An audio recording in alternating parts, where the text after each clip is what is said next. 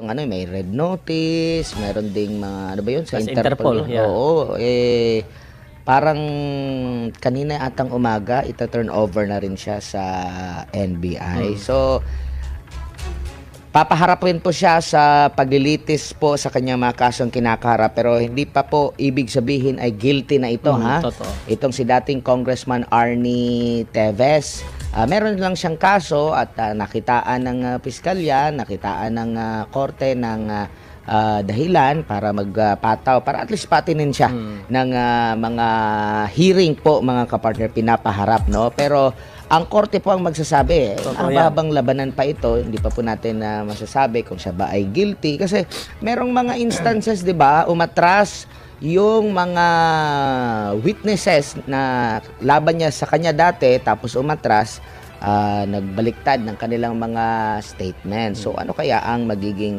susunod na? Naalala ko may pahayag si Kong Arnie yan dati na handa naman siyang humarap. Yun nga lang ang kanyang inalala yung safety ng buhay niya. Umabot pa nga sa punto na mismong si PBBM pa ang handang umagapay dito kay Arnie Teves, no, para matiyak lang yung kanyang seguridad. Ito na, ibabalita ni Margot Gonzales.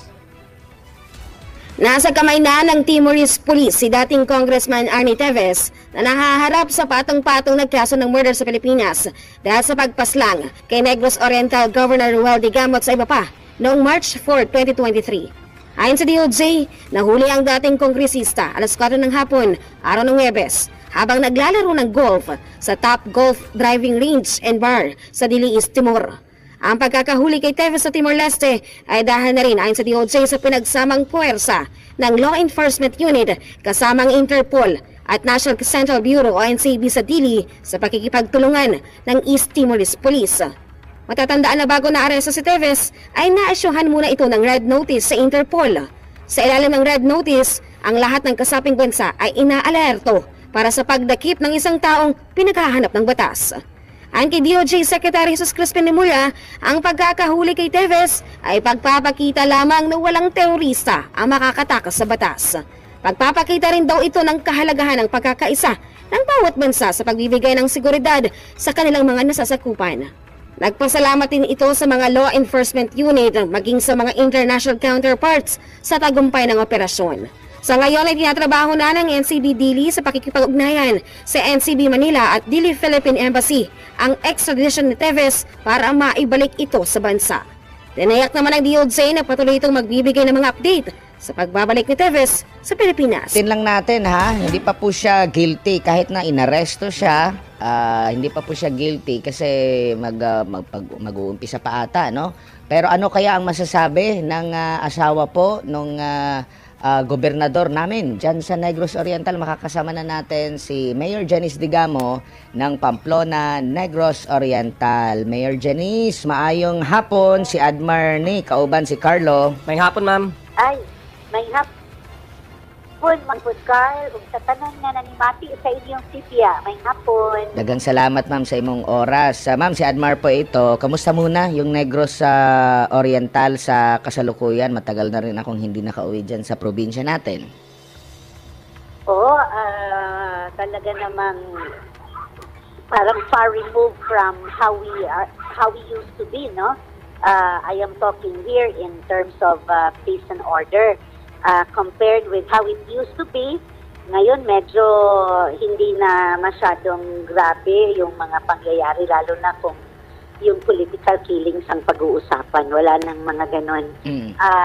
And hopefully, itong pag-capture kay Arnie will, and pag-capture din, no, to others na talagang the reason for the death of so many in Negros Oriental. Pag talagang napasok sila sa kulungan, I think Negros will really be a more peaceful place. Kailan po ma'am ang magkakaroon ng hearing? At ano ba ang sabi kung kailan ba papunta dito na sa Pilipinas si Teves? Actually, yung details ng kanyang pagdating hindi pa naku-communicate sa amin as to when. Yung huling pag-uusap po namin kagabi with Asek Nico was the confirmation na it was the picture that was sent to me and the article that goes with it are legitimate reports talaga na Arnie has been captured already in Timor-Leste. Kailan po yung ma'am, unang pagdinig sa korte? Yun yung wala pa silang binibigay na schedule at inaabangan po namin yan. In fact, yung aming yung private counterpart ng ating government prosecutors are also nagbabantay din because kami gusto namin the soonest medyo matagal na yung hinintay natin. It was quite a long while that we have been waiting for him to be captured. So parang tama rin lang na a year after, it has to start right away. Ma'am, ano yung masasabi niyo sa effort ng DOJ, ma'am, na ngayon nahuli na nga si Kong Arnie at mapababalikin na dito sa Pilipinas? Talagang gusto kong magpasalamat to the DOJ and to all other officers of the government na nakikita ito yung dapat. Alam mo, minsan, it takes, paano ba yan sabihin? It takes courage para our leaders in the different agencies will have the guts to do the work that they are expected to do. Lalo na kung katulad ni Arnie na talagang meron din siyang connection, meron siyang group na kaya niyang, there's a group of people he is connected to. Pero hindi sila natatakot na i-implement talaga kung ano yung nararapat. And seldom can you find leaders of the agency, leaders of the government like that, na they're being true to their oath po. So talagang we are very grateful to the Department of Justice headed by Secretary Remulla. Of course po, sa ating mahal na Pangulo, President Bongbong Marcos. Si President Marcos is a man of few words, pero talagang he's also totoo sa kanyang trabaho po. Lalong-lalo na kung ang pag-uusapan natin is itong mga pangyayari na ganito. Ang daming pinatay, dapat may managot. At kahit unpopular pa minsan dahil may mga taong may mga taon na masasagasaan, but i-implement talaga kung ano yung nararapat. And for that, we are very grateful to the President. Ma'am, meron pa bang inaantay din kayo at ng DOJ na mga sinasabing kasabot ba nito sa kasong kinakaharap na mahuli din or nahuli na lahat?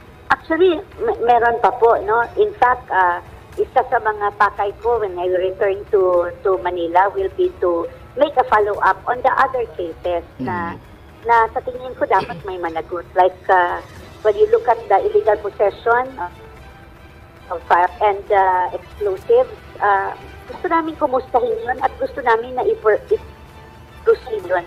Kasi dapat may managot Posting ang nag-lance, ammunition, nandun yung mga picture namin, nandun yung mga family picture namin dun sa pinaghukayan, nandun yung mga credentials ng mga namaril kila Governor. There has to be someone who should be answerable to that.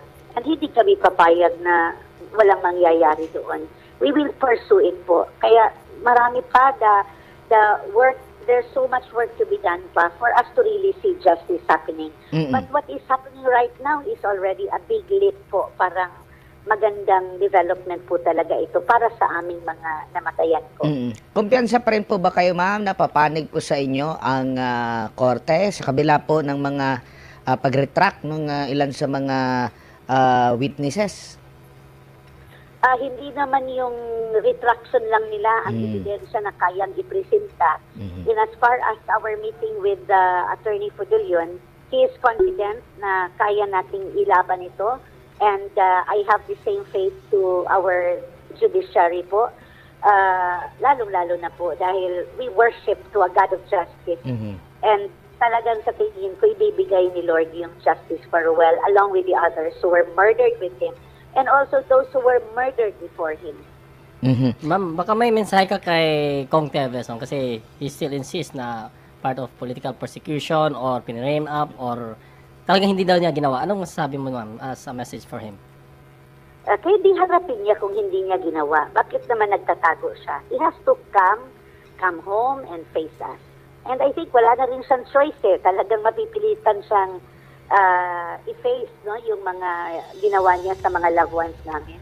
Karapat-dapat lang niyang panindigan. Kung meron man akong gustong sabihin sa kanya, siguro yun lang talagang be man enough to face the crimes you committed and be answerable to it. And siguro ma'am, isa pa sa mga tanong, malapit na rin yung midterm elections po.